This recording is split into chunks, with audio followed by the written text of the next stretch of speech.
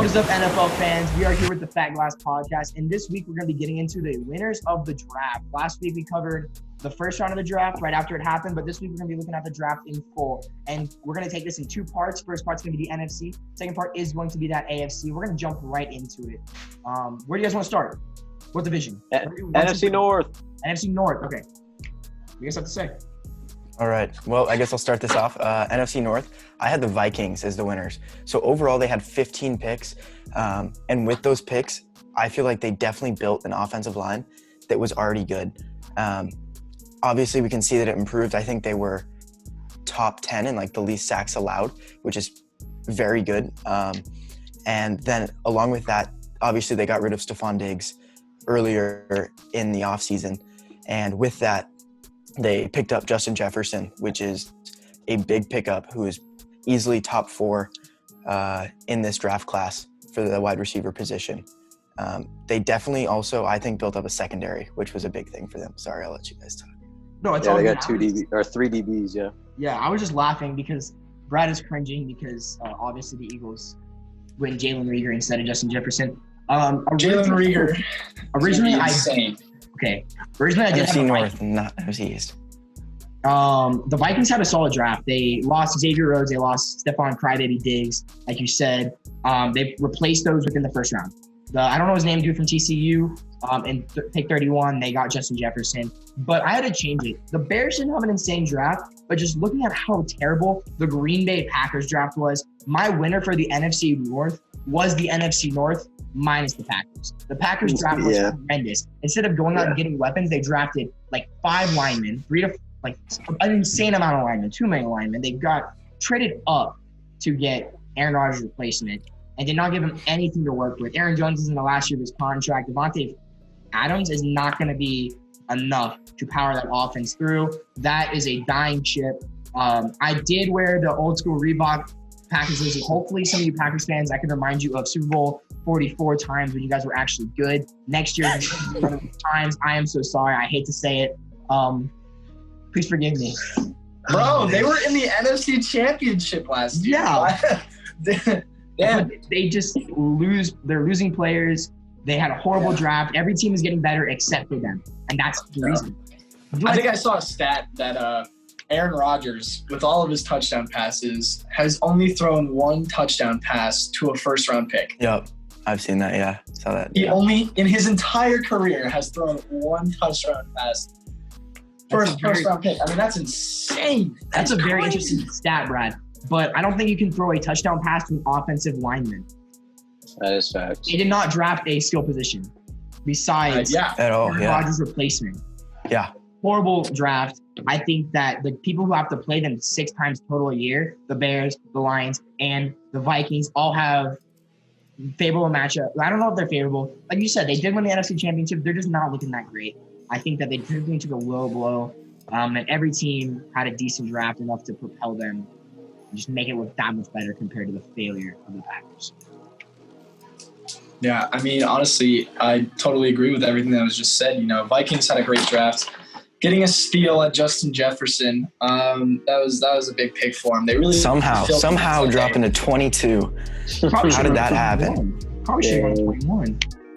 They filled the needs that they got what they wanted. Basically, they got what they needed. They got what they wanted. It was a good draft. And then with the Packers just going down, man. It's going to be interesting looking at that NFC North and how the division as a whole reacts to this and what happened here. Cool. All right, let's shift over to the NFC East now, I'm thinking. Okay. I'll go for this one. I got the Cowboys. I'm pretty sure that's probably a popular pick. Yeah. I chose the Cowboys. I got CeeDee Lamb to go opposite of Amari Cooper. And then they also got Trevon Diggs, cornerback that they actually desperately needed. And they capitalized with all their picks, I feel like. So I definitely gave it to them. The Giants also did not have a bad draft. But they got 2 D-backs, 2 defensive backs, and CeeDee Lamb. So I feel like I definitely think they won this. Yeah, and going off of that, I just have to say with Trevon Diggs and Reggie Robinson, who they drafted in the 4th round, I believe, another cornerback. I was reading on Reggie Robinson's stats, and his one problem is that he has small hands. so he didn't get many interceptions. He had 4 interceptions last year. But the thing is, Dallas was 23rd in pass completions allowed. And with having 2 solid cornerbacks now in the backfield, even though Reggie Robinson isn't that great at intercepting, he is a big cornerback when it comes to knocking down passes and breaking up those passes. So that will definitely bring down on that and maybe push them to the upper half, if not the top 10 of those completions allowed. Yeah, I want to jump in on this too, because they lost one of the biggest players they lost was Byron Jones to the Dolphins in free agency, right? And they capitalized it. They got 2 not super high, not super low in the draft rounds cornerbacks. They addressed their need, and they knew Travis Frederick retired, and even though they went out and got this guy Tyler Biadasz, I don't know how to pronounce his name. If he's watching, I'm super sorry. Biadasz. Okay, cool. He has a little bit of he dropped a little bit. He did have hip surgery, and that's going to be kind of a risky one. But if he does come out and he's not injured, he could have a really good career on that. There's a lot of guys to look up to on that really solid Cowboys offensive line. I wrote right here in my notes that CeeDee Lamb will be a terror in the NFC East for years to come. I really think that guy's a beast. I really think he's going to tear up the secondaries in the NFC East. Brad, you look like you're shaking your head over there. What's going through your mind? Honestly, gosh, dude, as an Eagles fan, it hurts a little bit. You know, the Eagles fell due to their first 2 picks, right?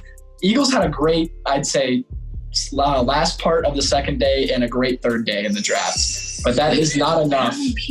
That is not enough to save them. So unfortunately, yeah, I'm going to have to go with the Cowboys here. CeeDee Lamb dropping as low as he did. I mean, obviously, you know, in the last video, I was talking about how they didn't need a receiver and taking CeeDee Lamb wasn't the wisest choice. But I mean, you know, that point gets brought up over and over again. I mean, CeeDee Lamb dropping that far is huge. And then in the second round, taking Trayvon Diggs to fill in that need that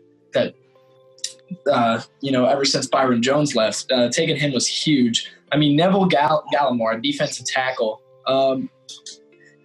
fantastic value that they took from him. And he's coming in and he's going to be backing up Gerald McCoy, who is right now, you know, obviously the starter. He's a veteran. He's been playing this position. He's been playing this league for a super long time. Neville Gallimore coming in from Oklahoma, being taught and mentored from Gerald McCoy, who went to Oklahoma as well. Having that connection with him is going to be huge.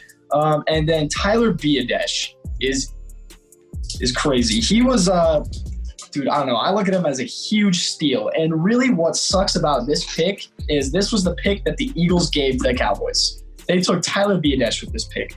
Tyler Biadasz, according to many analysts, was the second-ranked center in the draft. Now, yes, he came back from hip surgery, so injury is a bit questionable with him. Who was he behind? Tell me that. Tell me who he was behind. Cesar Ruiz. Yeah. No, you can't defend that pick. You cannot defend that pick, Lloyd. Not defend that. That's an L. But I mean, you know, he has great technique. He has great power. He's coming in. He's going to be an instant impact. I think an instant starter for the Cowboys. And getting that in the 4th round is a big deal, right? And then the last few picks, you know, they just got great value in those 2. The Cowboys are going to come up with some huge contract woes. And getting these rookie contracts, I think, is going to help them in the long run. And getting the group as good a value as they got, it's a huge help for the Cowboys. And God, this sucks. This sucks a lot. Yeah. All right, we got 2 more. We got 2 more divisions. Where we want to go? We want to go to the West, or we want to go to the South? Let's go West. We can go West. We can go West. Save the best for last. All right. Thanks, no. All right, Sean, you like the Cardinals, so you kick it off. Dude, I got so much to talk about the Cardinals. So I want to talk about, we can skip round 1. And obviously round 2. Cardinals got a steal by drafting DeAndre Hopkins. No, I'm just kidding. They didn't draft DeAndre Hopkins. They traded for him. I mean, they technically did with the 40th pick with exactly. that trade. And that's technically who they drafted. But I won't even count that. That technically wasn't draft. That was an awesome move by Kime in free agents, or in the free agency period. Going off of that, Josh Jones is a monster, and he fell super hard. He fell. So that just having that offensive tackle position was one that a lot of people thought that the Cardinals were going to go with in the first round. I mean, realistically, a lot of mock drafts had us taking a guy who I think is insane, Tristan Wirfs, at 8. Rightfully so. I think he deserved to be way higher than he was drafted. But Isaiah Simmons also should have been drafted way higher. Cardinals got a steal with Simmons. Cardinals got a steal with Josh Jones. Cardinals got good talent across the board, and they got a steal in the 7th round with Eno Benjamin. With some of the league's worst defense, I think the Cardinals' offensive line was given a lot less credit. They did lead the league in the times that Kyler Murray was sacked, with 48, tied with the Falcons and the Seahawks. But 25 of those were only blamed on the offensive line. The other 23 were blamed on Kyler Murray himself. And AZ made moves. That's all I'm saying. They got solid talent across the board.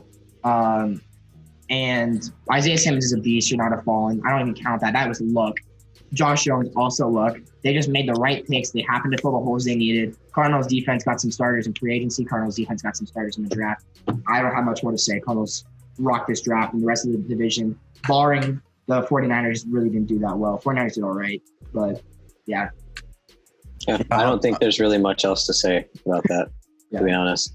I was going to say, I'm on the same page as you. The only thing I would like to add is probably like Isaiah Simmons. They also got a couple more defensive players. Yes. And the stats that I'm looking at right now, 23rd in rush yards allowed, 31st in passing yards per game allowed. So with Isaiah Simmons, especially at that spot, I think we'll see those yards or those stats increase majorly in the fact that they're going to be cutting back on those yards allowed just because the versatility of Isaiah Simmons. The only thing I think they could have maybe addressed better was the cornerback position, trying to get someone opposite of Patrick Peterson, but they really have something good with Byron Murphy Jr. that got in the draft second round last year. He was a rookie last year. And if you look at that, like, he's blowing coverages, but he actually showed growth throughout the year. Cardinals addressed their linebacker problem. I'll say it was a problem. Jordan Hicks is a monster, but not the answer when we need some outside linebackers. We got that. We got a couple linebackers. We got a couple defensive tackles, even though we did get Jordan Phillips in free agency. Chandler Jones is a beast on the edge. We got Buda Baker in the secondary. Cardinals defense, it's not stacked by any means, but it is it's definitely scary and definitely addresses the holes that they needed to address in the offseason. Isaiah Simmons was ranked as the 3rd best player in the draft. Yes. And Cardinals took him at 8th. If you look at the divisional matchups that the Cardinals have with the 49ers, Rams, and Seahawks, Isaiah Simmons is a huge chess piece in those matchups on defense. 49ers, you got someone who can match up with George Kittle, who's a beast of a tight end. Cardinals were, I think, one of the worst teams in just tight end coverage in general last year. So getting Isaiah Simmons and getting someone who can match Kittle's just athleticism is huge. And then playing the Seahawks, you got someone who can spy Russell Wilson throughout the game, causing that kind of pressure, eliminating that part of the Seahawks game plan. And then against the Rams, all those pass pros that Sean McVay comes up with, putting Isaiah Simmons where you need him to defend against that is going to be huge for the Cardinals and just taking on opposing NFC West offenses. Josh Jones in the 3rd round was insane. And I look at draft picks and instant impacts. Like if a person can make an instant impact on a team, going instant starter or just does something right away, that's great value, right? I mean, Josh Jones is going to be coming in. He's going to probably be starting at the start of the season. That's big, right? You look at him, he's a great tackle, and his technique is great. He has great power. He has great athleticism for a tackle. If you look, the other teams in this league that had 2 picks in the first 3 rounds, Cardinals did the best out of those teams. I don't know which teams those were, but Cardinals had the best 2 picks in the first 3 rounds. Like, if a team only had 2 picks in the first 2 rounds, Cardinals did the best out of all of them. I mean, and then they built up their interior defensive line with Liki Fotu, who's a big run stopper, big guy. And then they got Rashard Lawrence, who's a pass rusher, who doesn't really have very well, pass rushing technique, isn't really good at hand fighting, can't really, needs to work on his block shedding a little bit, but he's fast and he's very athletic. And that's something that can be taught, is pass rushing technique. What can't be taught is athleticism, and this kid has it. And then, they got Evan Weaver, which is great depth. And then that Eno Benjamin pick in the 7th round, all ASU fans, everybody in Arizona, or a lot of people in Arizona are just stoked about that one, rightfully so. Eno Benjamin is fantastic running back. Yeah, I don't have much to say about that either. I think all you guys hit the head on the nail. Yeah. It's nail on the head. I don't. Sorry. And then there was I one, forgive you. NFC South. I feel like you guys let me start the NFC West. I'm so grateful for that. Logan, please start with the NFC South. All right, guys. So NFC South, as much as I hate to say it, the Saints did not win, okay? Tampa Bay definitely won the NFC South for the draft. Tristan Wirfs falling to 13, was it? I did not expect that. They picked him up, strengthening the O-line for Tom Brady. They knew their needs and they picked what they needed to increase the talent on their team. They got a running back later in the draft, but good enough to replace Ronald Jones. I mean, that guy, people didn't even know who he was coming into this year when he started playing. He played 6 games last year, and then he played the full 16 this year, and he only averaged like 3.5, 4 yards per carry. So I think that they did a great job with their drafting overall. I think they blew the rest of the division out of the water with their picks. Wow. That's crazy. It's crazy you say that because I actually have the Panthers winning this division. And hear me out. They picked every pick they had was a defensive pick, rounds 1 through 7. They had the worst run defense in the league, allowing 5.17 yards per carry and almost 2 rushing touchdowns a game. They were 32nd in rush defense, so drafting Derek Brown at 7 was amazing. Drafting Isaiah Simmons. Yeah. Drafting edge rusher out of Penn State. I'm not going to say his name. Retur something. Brad, I'm sure you know his name. And then they just beefed up their defense. Their passing defense was actually really good last year. They're ranked number 3 for the DVOA. But beefing up that defense, I feel like that's really going to help them because they got Teddy Bridgewater at quarterback, which could be improved. But don't talk bad about Teddy, man. Don't talk bad about Teddy. Hey man. He's got Teddy Bridgewater. He's got and CMC. They do lack a little bit at the receiver position, but I think that offense will be just fine. If they try to take the Titans approach and just feed the ball in the run game, then I think that'll be fine. But I think beating up their defense is a good pocket. So I know that's going to be kind of an odd pick out of all these, but that's what I chose. I definitely am on the same page as I think Brad and Logan based on Brad's reaction and Logan's words. I think that, dude, Tristan Wirfs is just such a good athletic player. He is a monster, and I'm so surprised. A lot of people had the Cardinals taking him at 8. And if the Cardinals weren't taking him at 8, then the Giants were taking him at 4. Like, that guy was insane going into the draft, and he fell all the way to the Tampa Bay, get some protection for Tom Brady, like you said. I agree with every single thing, but I also see Zach's point. The Panthers had a really solid draft. They got positions. Well, do I think they're going to be a contender next year? No. Do I think they're going to be a contender maybe in the next couple of years? No. But they just got a fat contract with Christian McCaffrey, who could just be an insane guy for the future of that franchise. They're starting to address the people. The reason that they didn't take Isaiah Simmons is because they want one guy to fill one spot. They're not looking for a Band-Aid. They're looking for a permanent solution so that 5 years down the line, they are back where they were when Cam Newton was at the helm, Luke Kuechly was manning that defense, and they are going to be. I think they're fearful. You could be very afraid of them in the next few years. But right now, solid draft. I still got to give it to the Buccaneers. Yeah, and I'm not saying the Buccaneers had a bad draft at all. I think they drafted well around the pieces they got with Tom Brady and Gronk. I feel like they drafted for this year with Tom Brady and Gronk. You know what I'm saying? Like, I feel like they drafted around their team that they just got more than in the long run. But again, their window to win is now with Tom Brady. What else would they pick then if you're thinking for the long run? I don't even know. Maybe defense, but the only thing that took me away from the Panthers, sorry, Brad, I'll let you talk in a second, is just that they picked 4 defensive backs, right, in this whole draft. They picked 2 corners, 2 safeties, 4 secondary players, and you said that they were the 3rd best.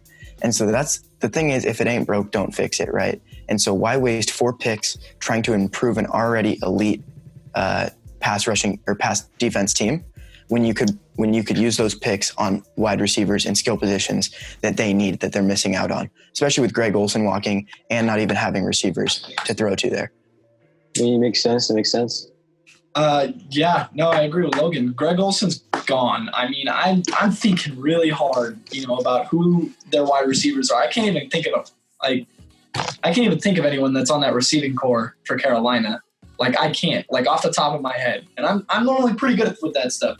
No, but the Bucs' first 2 picks, poof, their number one need for their team was tackle. Tristan Wirfs is going to fill that incredibly. Dude, Tristan Wirfs might be my favorite player coming out of this draft class, other than the fact that he's just insane. I mean, he's just in athleticism is just unmatched, man. It's so good. His technique, his power, his speed, his finesse. I mean, he can cover, or he can block a lot of different archetypes of, defensive ends or outside linebackers. And then that number one need being tackle, they filled it. Second round, number 2 need was safety, and they got that with Anton Winfield. They filled their number 1 and number 2 needs with great prospects, great players. And looking at this, their team and building around this team that they have for the next 2 years, Gronk, Brady, Mike Evans, all these guys, they got protection now on the line. They got some help in the backup or in the secondary on the defense. Bucs are going to be a bit scary, in the NFC South. They're going to be real scary. I think they're going to be real contenders for the Saints. I mean, I still think Saints might pull away with this, but Bucs are going to cause a problem.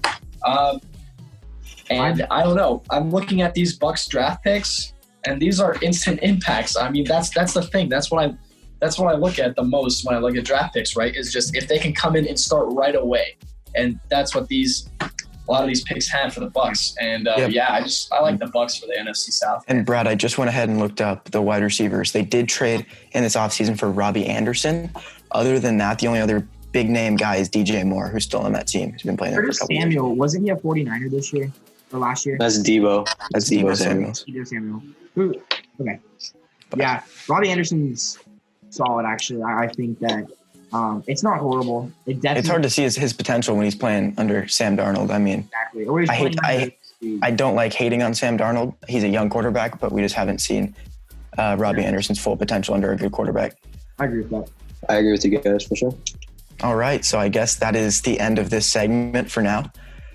Thank you guys so much for watching. Be sure to like and subscribe for us. Share with your friends. Help us get big. We're out here, just 4 guys trying to live our dream, But thank you for watching, and we'll see you guys next video.